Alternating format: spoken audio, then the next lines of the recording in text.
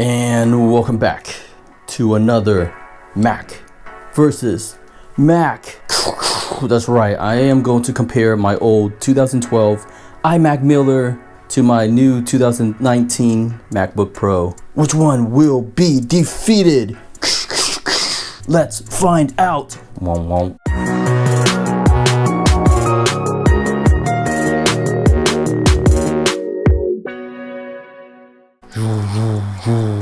In the left corner, I have my iMac 2012 with a 21.5 inch screen. It's the very first iMac that came out with a Fusion drive, which makes this super fast. It is a 3.1 dual core i7 with 8 GB of DDR3 memory and a 1 TB Fusion drive.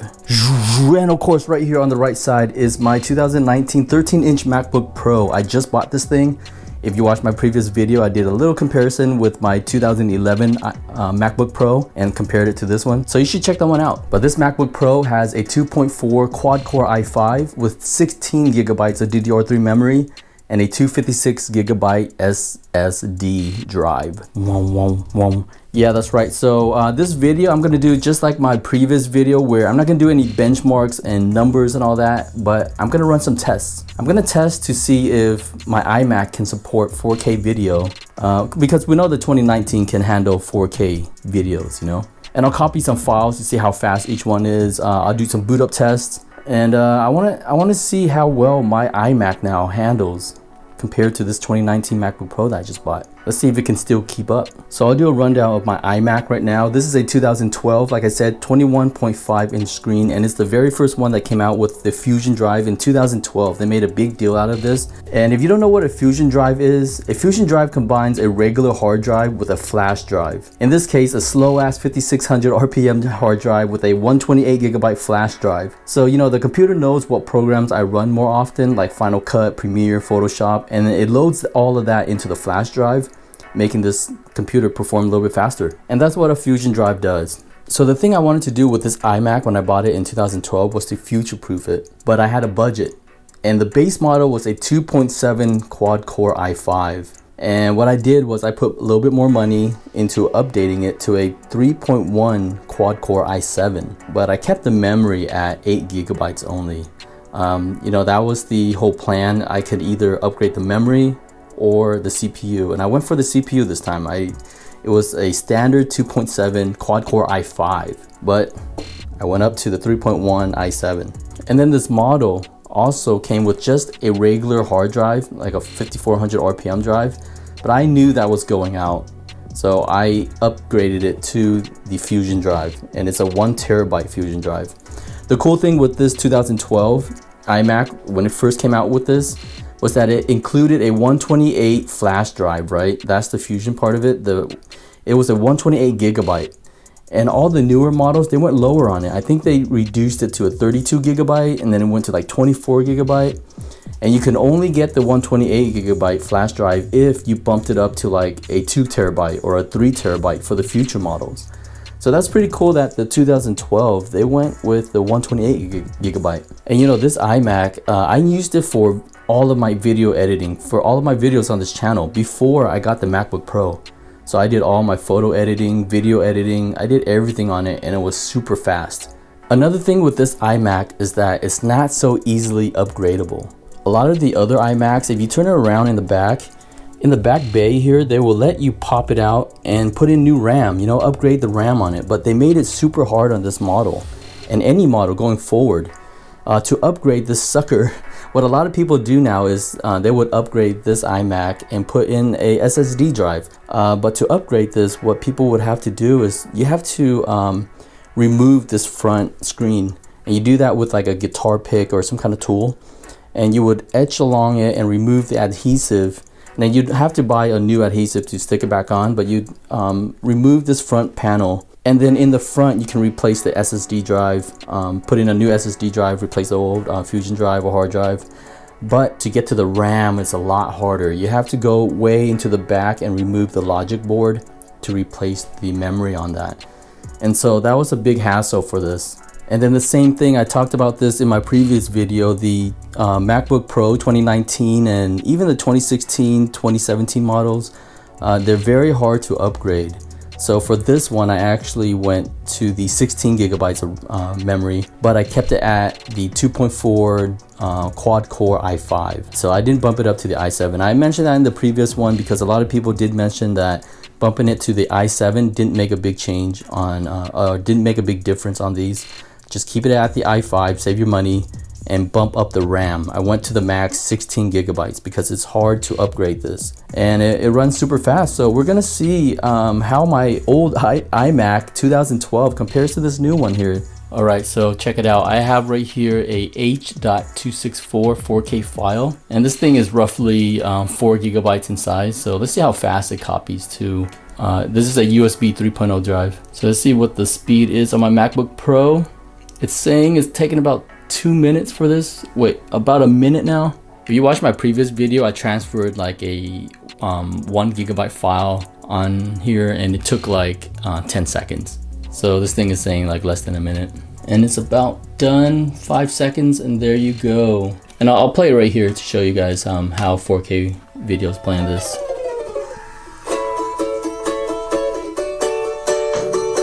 This is just a random video I found on the internet. That's a 4K file, and it's a H.264 file. So it plays pretty smooth.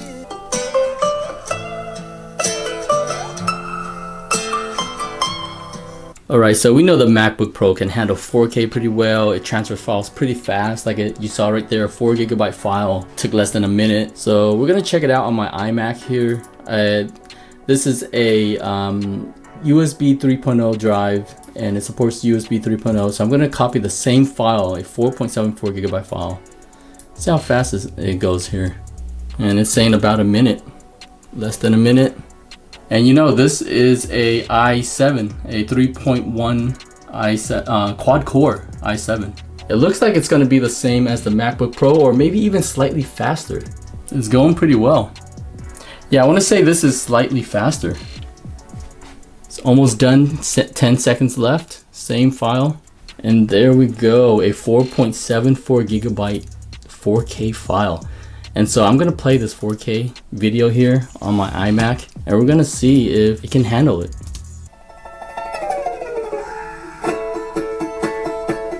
Yeah, I can handle it pretty well. It's playing smoothly. Let's skip ahead. Look at that. My iMac 2012 can handle 4K. No problems. Alright guys, so we're gonna see if iMovie can handle 4K files on my iMac 2012, and that previous file that was playing on here, that little movie, it was a TS file, and it, you know, the iMovie couldn't import TS files, so I had to find another 4K file. This is Honeybees 4K. So yeah, imported it into iMovie here. And there you go. My iMovie on my iMac can handle 4K files. It's playing pretty smooth.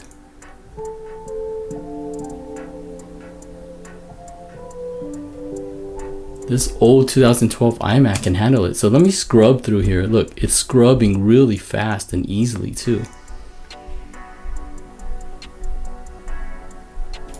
But too bad I couldn't import this TS file. This was the that one 4K movie that we were just watching right here. Alright guys, you know what I'm gonna do right now? I'm gonna do a boot up test on both of these. Both of them are off, and I'm gonna switch them on at the same time. Let's see how fast they boot up.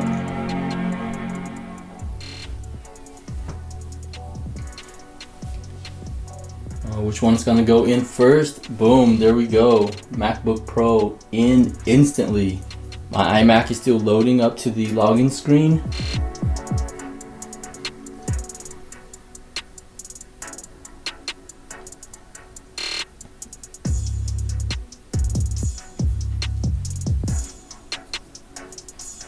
Come on, iMac. You can do it. Alright, there we go. iMac is in. So I'm gonna log into both of these right now and see which one gets in faster. Which one's gonna boot up? Oh my gosh, look at that. iMac just killed it. It went in instantly. That is insane. MacBook Pro still loading. Still loading. Come on. Get in there. And we're in. There you go. Alright, so the last thing I want to show you guys is some gaming on my iMac. My old iMac here. I installed Dota. Which one is this called? Like something underground or whatever. Never played this before. Solo bot. And just gonna do a quick game to show you how smooth it plays on this old iMac here. Never, like I said, never played this before. I think this is a pretty popular game, Dota. So let's see. I don't even know what to do. So yeah, I just want to show you guys how smooth it plays on it. Yeah, fight him. Come on, you do it. Look at that, it's pretty smooth. Oh my gosh, I don't know what the hell I'm doing. Round 2. Let's do this. Crank up the music here. Alright. What did we do here, bro? Gotta move ahead. Come on, let's do it. Boot round. Yeah, look, there's like no glitches. You can hear the fan a little bit as it's running. No problem. I have no idea what I did, but just showing you guys the graphics on this, how smooth it is, how clear it is. Look at these characters here. How smooth they're going. So, like I said, I used to play a lot of games on this. I haven't played lately. I've just been playing my PS4. And of course, you know, the MacBook Pro is going to handle it too. So I'll show you guys in a minute here how it plays on the MacBook Pro. Alright, so for the MacBook Pro, I'm going to do some CSGO on Steam. I used to be good with Counter-Strike. Haven't played it in a long time. But it's downloading right now, so I'll start it up when it's done. Listen to the fan on this. It's downloading right now. Damn, that fan is cranking up.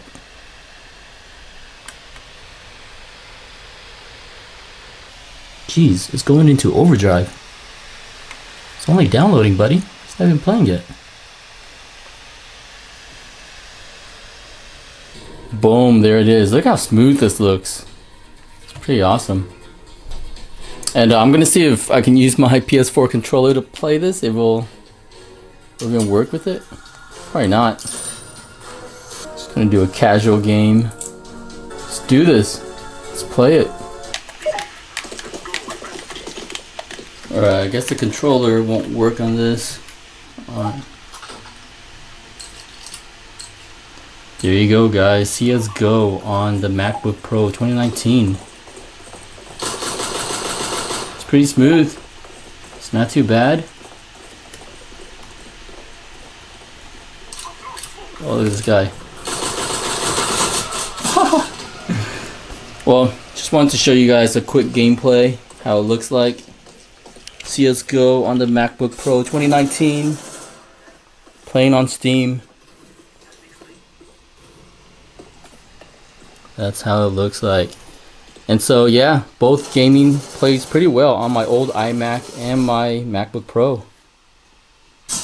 And here are some other specs just to give you a comparison. This MacBook Pro has 4 USB-C ports. And you notice I have my little drive here, portable Samsung T5 SSD drive, external SSD drive plugged into the USB-C. So it has 4 right there, and it has a 3.5 millimeter headphone jack. This one has, check it out, it has a lot of plugs on this one. My iMac has 2 dual Thunderbolt ports. Those are the same as mini HDMI ports. And it also has 4 3.0 USB ports and a SD slot. And I really wish that the MacBook Pro would have this SD card slot still, because I use it all the time. And then of course it has the 3.5 millimeter headphone jack right here, and a port right here for an Ethernet cable to increase your internet speed if you don't want to run over Wi-Fi. And by the way, thanks to the guy who left the comment on how to enable this 2-finger tapping thing. I mentioned this in my previous video. I couldn't figure it out, this 2-finger tap to get the menu. And it was so easy. It was just in the preference. I just overlooked it. It's right there. So now this MacBook Pro is solid. I love it. Well, I hope you guys liked this quick comparison video of my 2019 MacBook Pro compared to my iMac 2012. Yeah, they both held up pretty well. And if you're thinking of buying a MacBook Pro to replace your iMac, you know what? This iMac still runs great. a 2012 iMac with a Fusion drive, it held up to the 2019 MacBook Pro. So in this case, the victor goes to no one. They both are, I want to say, the same. So give this a 2 thumbs up, and I will see you guys later in the next video.